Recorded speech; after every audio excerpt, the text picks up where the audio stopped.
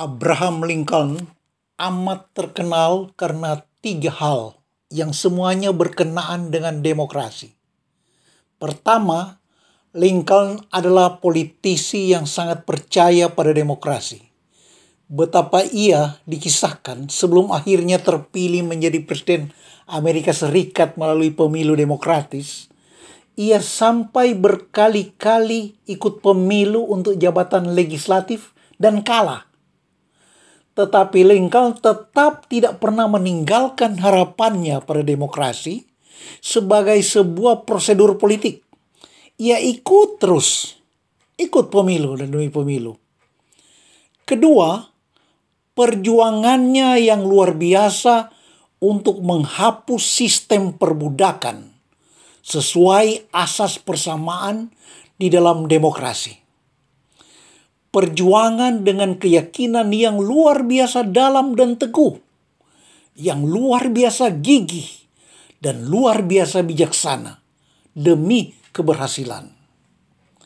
Ketiga, dan ini yang terbesar dan abadi, yaitu statementnya yang terkenal, yaitu Abraham Lincoln bilang tentang pemerintahan dari rakyat, oleh rakyat, dan untuk rakyat. Nah, itu semua ahli umumnya mengakui bahwa itu adalah sebuah definisi terbaik mengenai demokrasi. Tetapi, nah ini dia, statement tentang demokrasi yang dinilai terbaik itu sesungguhnya tidak pernah mendapatkan penjelasan bersifat definisi dengan konstruksi logika yang kokoh, ketat, dan benar. Tidak pernah. Meskipun ahli-ahli yang mencobanya sudah tidak terhitung. Tidak pernah ada satu rumusan atau proposisi yang ringkas dan dengan kejelasan yang memadai dan dengan kebenaran yang memadai. Tidak pernah. Satu contoh saja, itu asas oleh rakyat dan untuk rakyat, by the people, for the people, pemerintahan oleh rakyat atau demokrasi, dan pemerintahan untuk rakyat atau republik, itu kan yang menjadi ideologi dua partai yang selama ini berhadap-hadapan di Amerika, Partai Demokrat dan Partai Republik. Artinya, sederhana saja, jika dua asas tersebut bisa dipadukan dalam satu rumusan yang tuntas, benar, dan jernih, itu artinya persaingan ideologis dari dua partai itu sudah tidak lagi memiliki alasan untuk hidup. Sudah harus kehilangan raison d'être. Gitu. Begitu kan? Nah, jadi bagaimana? Begini. Kita harus berangkat dari premis awal bahwa kita mengakui, siapapun harus mengakui bahwa definisi demokrasi sebagai pemerintahan dari, oleh, dan untuk rakyat itu adalah definisi yang sangat baik, sangat penting, dan sangat dibutuhkan. Artinya, ia adalah benar. Selanjutnya, untuk memiliki penjelasan tentang makna definisi itu, adalah sah untuk kita menelaah pokok-pokok pemikiran dari Abraham Lincoln sendiri. Sikap serta tindakan-tindakan konkretnya sebagai polisi atau kebijakan selama ia menjadi pemimpin negaranya. Tidak perlu semua sejarah dan statementnya yang kita telaah. Cukup beberapa yang khas sebagai evidensi konseptual. Pertama, pidato inaugurasinya. Pidato pertamanya sebagai presiden saat dilantik pada tahun 1861. Pada waktu itu, negara sedang terancam pecah, perang saudara. Sejumlah negara bagian di selatan segera mendirikan negara sendiri. Amerika bubar. Nah, menghadapi masalah itu, Presiden Lincoln mengajukan beberapa pokok yang sangat penting. Sangat penting bukan hanya untuk mengatasi pecah dan bubarnya negara Amerika, juga sebagai prinsip-prinsip universal itu penting bagi semua negara yang menghadapi ancaman disintegrasi, tak kecuali Indonesia. Dan ungkapan Lincoln di kemudian hari ternyata terbukti. Terbukti di banyak negara, Asia, Afrika, Eropa Timur, terbukti. Nah, menurut Lincoln, negara didirikan tidak untuk dibubarkan. Tuntutan kelompok-kelompok warga untuk memisahkan diri itu disebabkan karena pengalaman ketidakadilan. Dan sistem demokrasi adalah mekanisme yang paling menjamin tegaknya keadilan sekaligus mencegah ketidakadilan. Saya ulangi, gitu. Ketika manusia mendirikan negara, tidak ada yang berpikir untuk membubarkan. Artinya, negara adalah untuk masa depan dan untuk yang terbaik bagi masyarakat manusia itu. Jika ada yang ingin memisahkan diri kemudian, itu karena tidak lain adalah pengalaman ketidakadilan. Nah, sistem demokrasi adalah mekanisme yang paling menjamin tegaknya keadilan sekaligus mencegah ketidakadilan. Nah, termasuk ketidakadilan itu adalah ketidakadilan atas kelompok minoritas oleh golongan mayoritas. Gitu. Sangat terkenal penjelasan Lincoln bahwa penyelenggara negara yang dipercayakan oleh rakyat tidak mungkin bisa sempurna 100% tanpa menimbulkan perasaan kecewa sedikit pun pada kelompok warga tertentu. Tetapi di luar itu adalah pasti anarkisme dan despotisme dalam suatu jenis tertentu.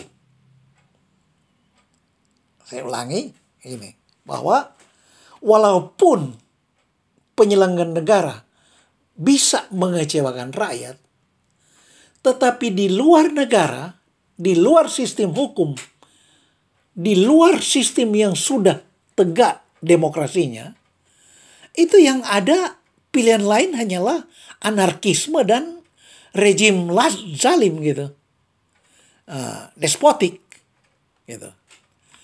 Jadi sementara di satu sisi penyelenggara negara selalu dapat disempurnakan melalui mekanisme demokrasi, di luar itu tetap hanyalah kepastian anarki dan kesoliman. Karena negara sempalan akan pasti cenderung melahirkan sempalan-sempalan barunya sendiri. Dan ini pun terbukti di banyak bangsa-bangsa. Data kedua untuk kita memperoleh penjelasan dari Lincoln sendiri mengenai definisi demokrasi itu, yaitu statement yang sudah jadi definisi itu sendiri. Statement itu adalah bagian dari kata sambutannya pada saat peresmian Taman Makam Pahlawan di Gettysburg. Taman Makam Pahlawan dari para tentara yang gugur dalam perang saudara itu. Nah, acara itu sengaja dijadikan momentum untuk mengajak seluruh bangsa untuk damai dan bersatu. Dan ya seperti biasanya, masyarakat Amerika yang sudah sangat berbudaya fungsionalisme sengaja menampilkan jago pidato yang paling dahsyat di masa itu, yaitu Edward Everett. Dia memang paling dahsyat pidatonya pada masa itu. Dia rektor Universitas Harvard dan mantan menteri luar negeri. Jadi dia sangat memenuhi syarat untuk topik ajakan berdamai itu. Jadi pidato dari Edward Everett itu adalah acara inti, acara puncaknya. Sedangkan Lincoln hanya sekadar kata sambutan yang memang sepatutnya secara protokoler resmi bagi seorang presiden. Tetapi apa yang terjadi? Pidato dahsyat oleh Everett itu, yang sampai 2 jam, itu kemudian tenggelam sampai hari ini oleh kata sambutan Abraham Lincoln yang justru cuma 2 menit. Kata sambutan Lincoln itu bahkan sudah menjadi kata-kata abadi. Sudah menjadi teori klasik dalam demokrasi. Bahwa pemerintah dari rakyat, oleh rakyat, dan untuk rakyat. Gitu. Jadi pidatonya itu berbunyi bahwa dengan katanya memenuhi harapan-harapan persatuan itu, mengingat jangan lagi terjadi hal-hal kekerasan dan ketidakadilan seperti masa lalu, maka dapat dijaminlah bahwa pemerintahan dari rakyat, oleh rakyat, dan untuk rakyat jangan pernah sirna dari muka bumi ini. Begitu kata sambutan Lincoln yang sudah menjadi kata-kata yang abadi. Dari seluruh pokok-pokok pemikiran Lincoln terbaca jelas satu tujuannya, yaitu bagaimana negara harus bisa bersatu, dan karena itu pemerintahan harus menjalankan fungsi sejatinya sehingga rakyat terayomi secara betul-betul adil. Jadi bagaimana kita memaknai dalamnya dan luasnya kata-kata definitif dari Lincoln itu? Begini, yang biasa kan yang kita sudah biasa dengar adalah hanya oleh rakyat dan untuk rakyat, demos kratos dan res publica, gitu. Atau sering pula hanya dari rakyat dan untuk rakyat, gitu. Itu memang pasangan-pasangan yang sesuai dengan logikanya. Nah, jadi ketika Lincoln menambah menjadi 3, dari, oleh, dan untuk rakyat, maka kita boleh menafsir bahwa itu bukan tanpa maksud. Begini, jadi yang arahnya datang dari rakyat sudah 2, yaitu dari dan oleh, of the people dan by the people. Sedangkan yang ke arah rakyat tetap hanya 1, yaitu untuk rakyat, for the people. Nah, ini bisa kita artikan sebagai upaya ekstra untuk meminimasi ketidakadilan, meminimasi pengalaman rakyat yang mengecewakan diri mereka, meminimasi tindakan negara yang buruk terhadap rakyat. Upaya ekstra ini penting, sangat penting, dan sangat dibutuhkan karena seluruh tendensi totalitarisme, bahkan sekedar ketidakadilan, despotik dan sebagainya, itu berpangkal dari kepercayaan kepada pemerintah sampai menjadi tanpa kontrol yang cukup memadai.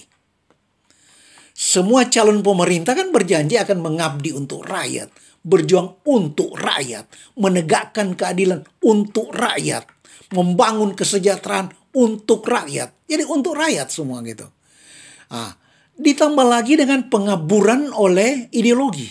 Ideologi yang memabukkan atau meninabobokkan rakyat. Gitu. Sehingga rakyat tanpa sadar sudah bergeser jauh. Sudah terjadi apa yang biasa dibilang sebagai gejala elitisme. Pemimpin dianggap dan menganggap diri paling tahu tentang apa yang terbaik untuk rakyatnya. Nah, ini bergeser lagi semakin ekstrim.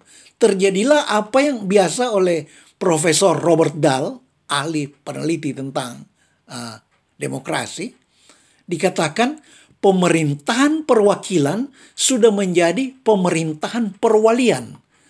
Pemimpin bukan saja mewakili rakyat, tapi sudah menjelma sebagai wali yang memancarkan prabawa dan pamor mitis. Gitu. Jadi untuk rakyat itu, for the people itu, harus dikontrol oleh sekaligus 2. Oleh rakyat dan dari rakyat. Artinya pemerintah harus selalu dikontrol, bisa dikontrol, bisa disadarkan agar sungguh-sungguh bekerja untuk rakyat. Kalau tidak, maka sewaktu-waktu dapat diganti posisinya dari rakyat itu oleh rakyat dan dengan orang lain yang juga dari rakyat. Itulah sistem mekanisme demokrasi. Gitu. Nah, mekanisme demokrasi yang ideal itu pun bertambah efektif karena dengan sekaligus ada dari rakyat dan oleh rakyat, maka dua predikat itu akan saling mengontrol pula. Begini, dari rakyat dan oleh rakyat itu kan kalau diurut kronologinya, itu yang lebih dulu adalah dari rakyat. Berasal dari rakyat. Of the people. Nah, sifatnya artinya sudah masa lalu. Sudah lalu. Past. Gitu. Sedangkan oleh rakyat itu adalah sedang berlaku. Present. Maka pemimpin yang walaupun berasal dari rakyat bisa dikontrol apakah sekarang dia masih berlaku sebagai oleh rakyat. Gitu. Begitu. Apakah ia masih berfungsi mewakili rakyat dalam predikat oleh rakyat? Atau sudah tidak? Sudah lebih condong pada kepentingan yang bukan untuk rakyat. Begitu. Nah, begitu pula sebaliknya. Oleh rakyat dapat dikontrol oleh dari rakyat. Begini, dikontrol apakah dia masih membawa aspirasi dari rakyat. Begitu. Itulah isi yang sebenar-benarnya dari rumusan besar demokrasi sebagai pemerintahan dari rakyat, oleh rakyat, dan untuk rakyat.